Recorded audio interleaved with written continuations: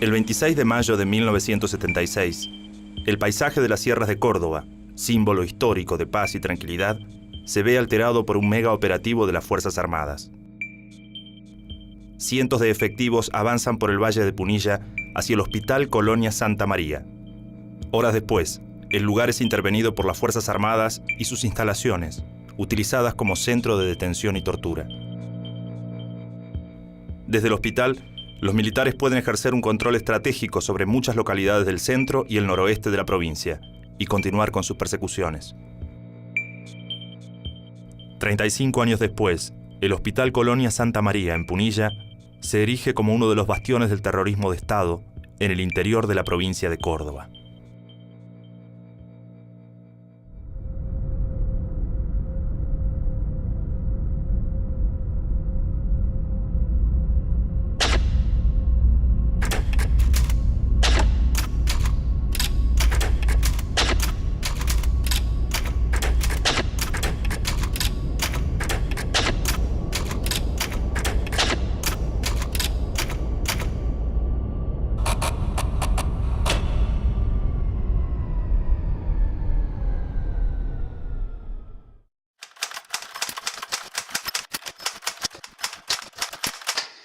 Durante la tarde del 23 de enero de 1974, los noticieros de Córdoba interrumpen sus transmisiones para anunciar una noticia de último momento. En las inmediaciones de Río Segundo, la policía acaba de abatir a 5 guerrilleros que se resistían durante un operativo de control. Me anoticia el subjefe del comando radioeléctrico, un subcomisario Cornejo, que habían enfrentado en las inmediaciones de Pilar, Río Segundo, allí en los límites fronterizos, a un grupo subversivo, habiéndose visto obligados a disparar sus armas y darle muerte. Era una versión muy breve, muy precisa, muy contundente, pero muy sospechosa. Sin embargo, al día siguiente, testigos anónimos cuentan lo sucedido al diario La Voz del Interior. La policía, parapetada a un costado de la ruta, dispara contra los ocupantes de un Ford Falcon y luego coloca armas en su interior. Los documentos recuperados por los testigos demuestran la verdadera identidad de las víctimas: 5 cooperativistas que viajaban a la provincia de Santa Fe. Ahora el doctor Aidaberian se traslada hacia el lugar donde se encuentran las cápsulas servidas de 9 milímetros y 45. Lugar desde donde presumiblemente habría disparado la policía. Meses después, aunque la investigación había determinado que los policías implicados actuaron fuera de la ley y cometieron homicidio, la justicia ordena su libertad. Creo que se quisieron anotar en la llamada lucha antisubversiva un triunfo, una victoria, de una manera cruel, que ya presagiaba los acontecimientos que iban a suceder en la provincia de Córdoba desde el mes siguiente, cuando se produce el Navarrazo. Es decir, el Navarrazo tiene un precedente en este episodio sobre el modo de actuar, las fuerzas que se iban a ver comprometidas en ese modo de actuar, integrando o no fuerzas conjuntas con las Fuerzas Armadas provenientes de la policía y con la relación con los organismos de inteligencia y de informaciones de la policía. Pero hasta este episodio no había nada que hiciera presagiar eso.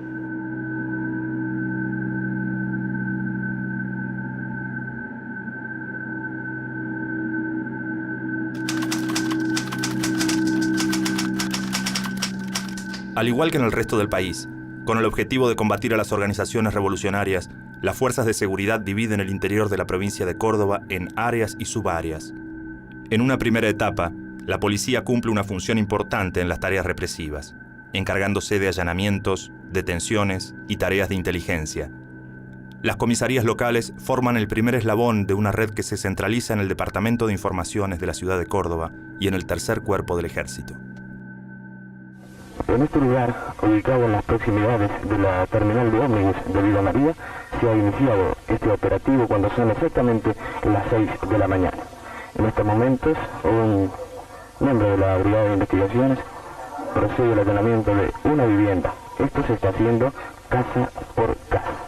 La policía, las Fuerzas Armadas son instituciones verticales que se organizan en un organigrama concreto que tiene un responsable. Entonces, bueno, Río Cuarto, que es una ciudad grande, tenía su propia D2, que también funcionó junto con la policía, en la cual han intercambiado personal, han trabajado directamente allá, también está la cárcel, o sea... pero bueno, también está la necesidad de centralizar para no dejar ningún cabo suelto. En Río Cuarto había una especialización en vigilancia contra personas denominadas subversivas, que estaba tan aceitado como la prevención de delitos comunes, digamos. Así que sí, no era solamente la D2, digamos, de este lugar la que llevaba a cabo ese tipo de tareas, sino que en el interior se replicaba.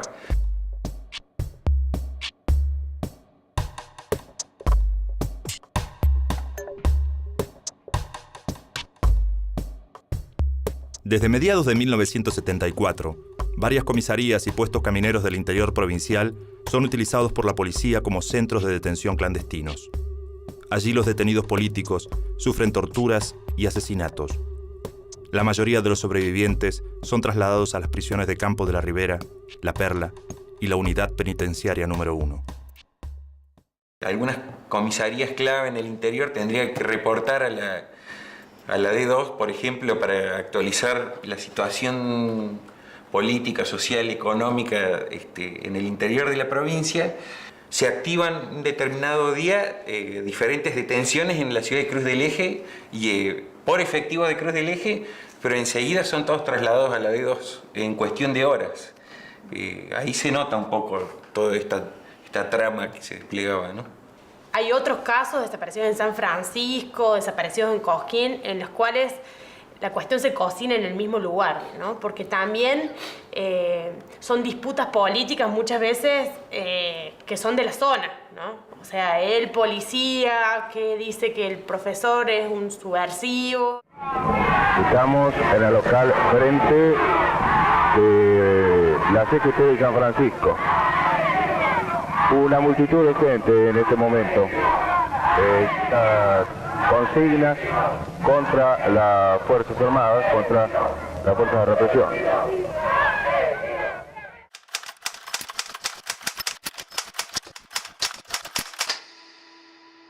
Las localidades serranas, en apariencia tranquilas y alejadas de las disputas políticas de la capital provincial, sufren igualmente la represión clandestina e ilegal. La mayoría de los casos están ligados a la militancia y a la organización sindical alrededor de los medios de producción locales.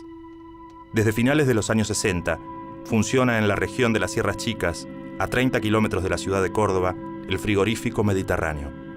La empresa se convierte, junto a las minas y a las canteras, en una de las principales fuentes laborales de una zona que abarca poblaciones importantes como Río Ceballos, Unquillo y Villa Allende. En el frigorífico, alrededor de los años 70, se comienza a gestar un fuerte movimiento gremial, acompañado con fenómenos que eran muy propios también de la época. Grupos de intelectuales, de estudiantes, de jóvenes de aquí de Río Ceballos y de jóvenes de Córdoba o de Unquillo que empezaron a ligarse al frigorífico, estaban muy empapados de las cuestiones de la revolución socialista y de la revolución social. Entonces, esa conjunción era para nosotros, los militantes de los 70, como una conjunción ideal en algún punto. En 1973, ante las malas condiciones laborales y la falta de respuestas del gremio, un grupo de trabajadores se organiza y forma una comisión interna pluralista que se enfrenta a la burocracia sindical y a la patronal. Los nuevos delegados se consolidan entre los obreros y, siguiendo el ejemplo de los sindicatos combativos de la capital, comienzan a poner en práctica medidas activas como huelgas con ocupaciones de planta. Hubo dos tomas muy importantes del frigorífico. El frigorífico estuvo tomado 2 o 3 veces durante tomas que realmente marcaron a la gente, donde el poder pasa a tenerlo la gente la decisión sobre las instalaciones, sobre la gerencia, sobre quién entra, sobre qué pasa adentro, esto tuvo una impronta muy fuerte. La democracia interna, los nuevos métodos de lucha y la obtención de importantes mejoras en las condiciones de trabajo generan un gran apoyo de los obreros hacia la comisión interna y la participación activa en los conflictos gremiales. Esta situación no es tolerada por la empresa ni por la burocracia sindical, quienes, desde mediados de 1975, comienzan a promover el despido y la persecución contra delegados y trabajadores. Al nivel de desarrollo de lo que fue la organización interna del frigorífico, la represión vino de parte de la burocracia sindical, que desafueró a los compañeros. Esto produjo algunos despidos, posibilitó algunos despidos, y la represión era del orden de los subterráneos, que no era la represión legal, que venía una comisión policial y se llevaba preso a un obrero y ese obrero podía poner un abogado. No, era una represión de otro tipo, una represión donde se jugaba, donde la vida estaba en juego. Se sabía porque estaba pasando en toda la provincia, porque estaba pasando en todo el país, porque ya a fines del 75 las desapariciones en Córdoba eran moneda corriente. Cada noche nos levantábamos sabiendo al otro día de que se habían levantado a 4, 5, 10 personas en una noche.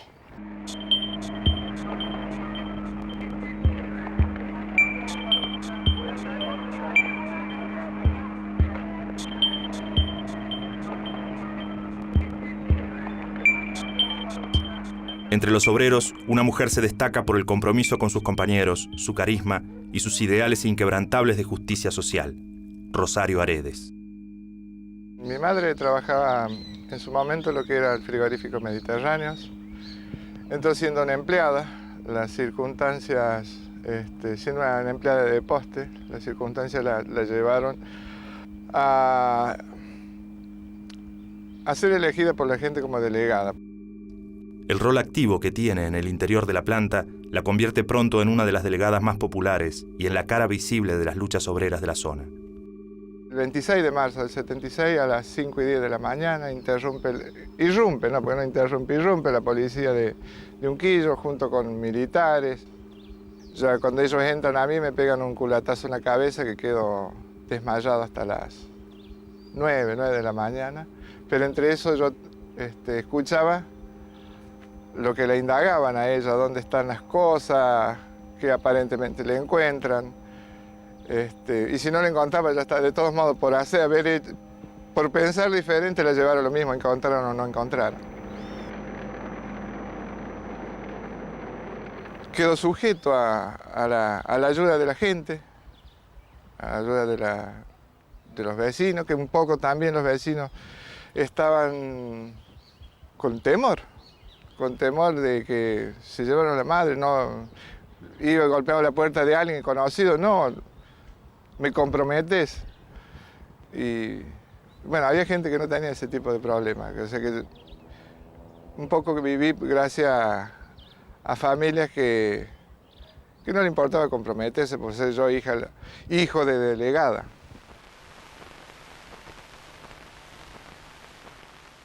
Estamos en la ruta principal de la localidad de Río Ceballos, en la provincia de Córdoba. Efectivos de la Policía Provincial, de la Guardia de Infantería, de la Brigada de Explosivos y de la Comisaría de Río Ceballos han efectuado un procedimiento antiextremista en esta localidad. Estamos frente a una de las viviendas allanadas por personal policial.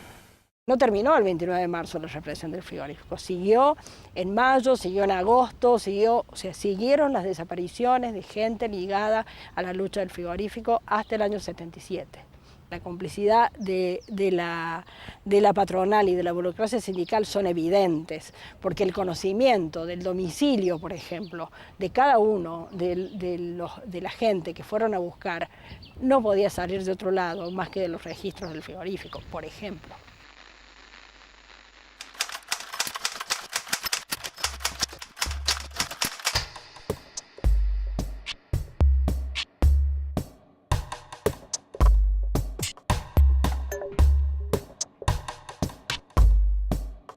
El Hospital Colonia Santa María se encuentra a pocos kilómetros de la localidad de Cosquín, en pleno valle de Punilla. Destinado originalmente a pacientes con tuberculosis, a comienzos de los años 70, se convierte en un centro de avanzada para el tratamiento de enfermedades mentales. En 1974, un grupo interdisciplinario denominado Comunidad Terapéutica pone en práctica nuevos regímenes de internación que comienzan a ser cuestionados por el ministro de Bienestar Social, José López Rega.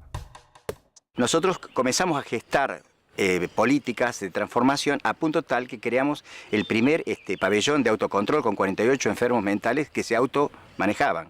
Y esto nos llevó a crear incluso, a tener una huerta, a crear y recrear cosas, cuestiones, que les permitía a ellos tener algunos ingresos y conformamos la primera cooperativa de enfermos mentales del país, creo yo, ¿no es cierto?, donde ellos hacían la venta de lo producido en sus huertas y, bueno, obviamente como era una cooperativa se lo repartía. Esto fue alguna de las cosas que después, cuando se desató el gran conflicto con nosotros y fue la represión, aparecieron, entre otros grandes cuestionamientos, que nuestro proyecto era un proyecto comunista y que donde se había visto que el loco pudiera formar o ser parte de una cooperativa.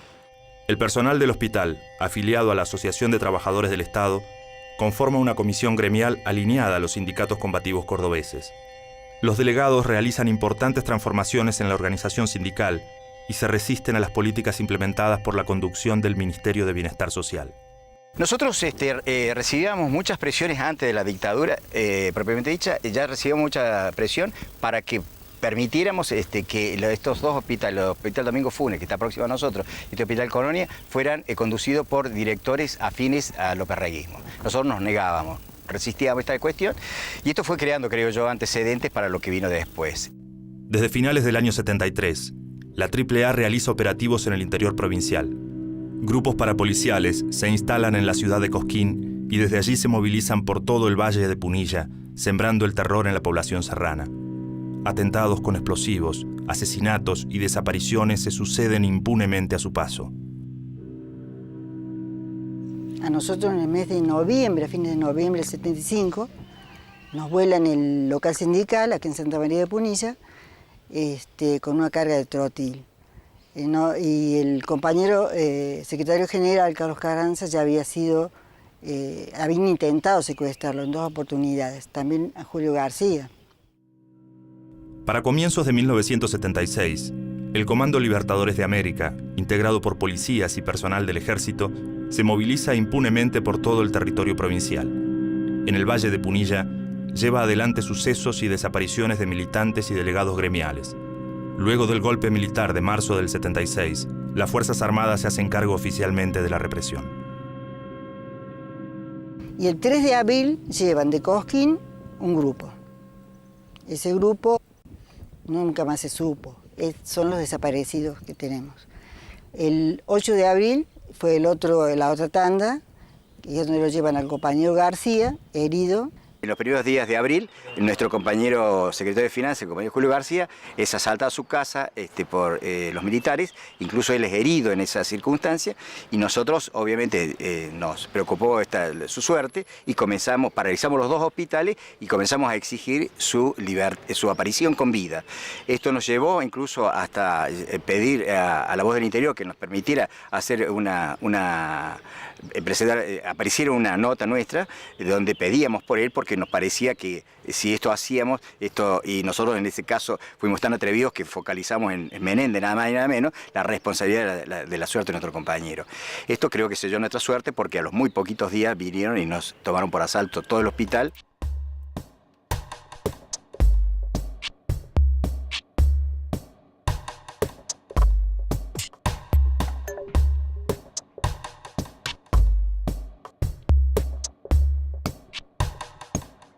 El 23 de mayo de 1976, a las 8:30 de la mañana, fuerzas militares rodean el hospital. Desde las sierras y el cauce del río Cosquín, soldados fuertemente armados avanzan hacia el interior del predio. Mientras helicópteros y aviones de guerra sobrevuelan la zona, tanques y vehículos militares ingresan por la ruta y la entrada principal hasta los edificios. Cientos de trabajadores son detenidos y trasladados a un pabellón, en donde son interrogados bajo tortura. Era algo de no creer, algo de película. Ingresaron por el norte, digamos, está la morgue y el laboratorio. Bajaron de las sierras con perros, entraron por ahí. Entraron por la entrada principal, por todos lados. Y esto se llenó de militares, con carros de asalto, con perros, había helicópteros, avionetas y las armas que se les ocurra a ustedes. Llevaban una lista. Fulano de tal, sí, así. Me suben y me traen al C1. O al C1. Pues. Y ahí es donde me encierran. Y bueno, si en ese momento ya me daba cuenta de que no era una intervención común. A las 5 de la tarde yo lo estuve esperando a los señores militares hasta las 5 de la tarde en mi casa. Si hubiera tenido algo, ¿no es cierto? Tenía tiempo de escaparme. Bueno. Le digo a mi señora, por favor dame plata para el colectivo de la vuelta. Yo volví a los 8 meses a casa, ya no... Básicamente yo en ese momento ya pensaba que podía ser una semana, quizás. Claro, creo que estimábamos. Privación de antecedentes, toda la parte gremial, y bueno, y no iban a dejar libre. Me trajeron acá y acá fue que me esposaron, me vendaron y me llevaron a la Ribera, donde estuve 3 días y 3 noches, como ustedes, tirado en el piso, en pleno invierno, y que después nos trasladaron a la penitenciaría. Muchos trabajadores y delegados del hospital son trasladados al centro clandestino de detención de la Ribera y a la unidad penitenciaria número 1, en donde permanecen detenidos desaparecidos por varios meses.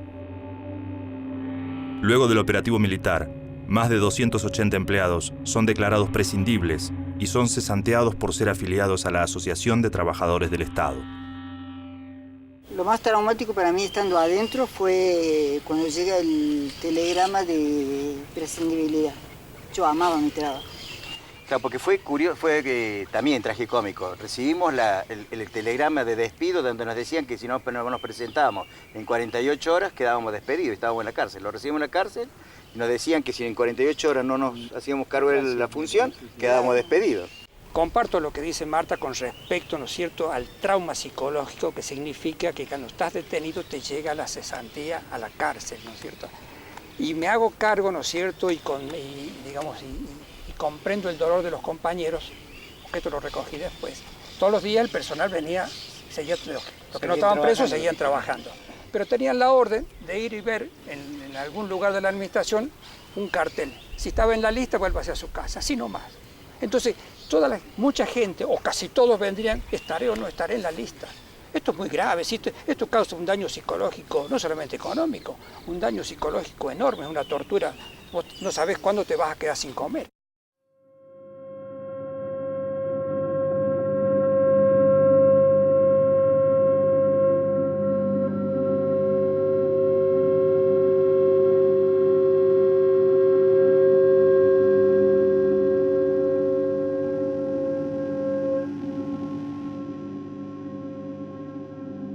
Luego de ocupar el hospital, la intervención militar lo utiliza como un centro de detención clandestino. Al lugar arriban detenidos de otras provincias que son alojados disimuladamente entre los pacientes de la colonia. En algunos pabellones, personal militar realiza interrogatorios bajo tortura, en donde se utilizan combinaciones de medicamentos como alucinógenos y convulsivos. Las condiciones de aislamiento del predio y la infraestructura del hospital con morgue propia, grandes pabellones y el paso del tren de las sierras lo convierten en un sitio ideal para los objetivos y la metodología represiva de la dictadura.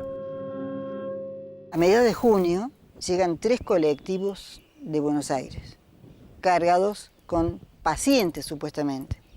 Pero la gente del hospital, que tuvo que hacer la planilla de los ingresos, sabían. Uno trabajando acá en el hospital reconoce a un paciente de acá a una cuadra, sabe quién es paciente y quién no lo es.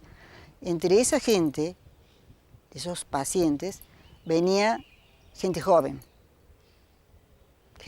que después fueron desapareciendo.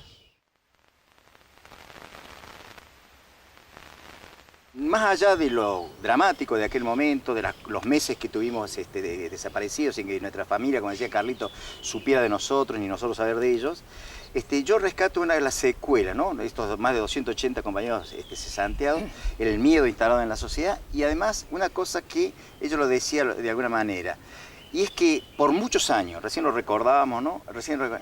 Nos costó insertarnos laboralmente. ATE registra 149 muertos y desaparecidos. Yo creo que debe ser el sindicato que más víctimas ha aportado a este proceso. Ellos fueron militantes del campo sindical, ¿no es cierto?, en la rama de trabajadores del Estado. Lo repito, 149 muertos.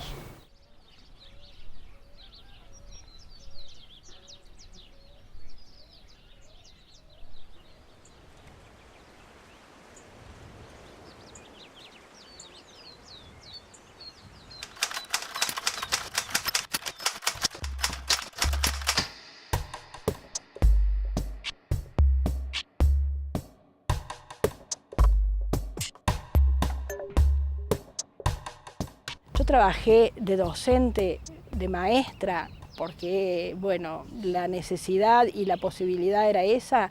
A los 12 años o 11 años que yo me fui de una escuela plena democracia, ya 80 y pico, casi 90, un día mis compañeras de acá de la zona, de Salsipó, de Río Ceballos, me dijeron: María del Carmen, nunca nos animamos a preguntarte qué había pasado con tu marido.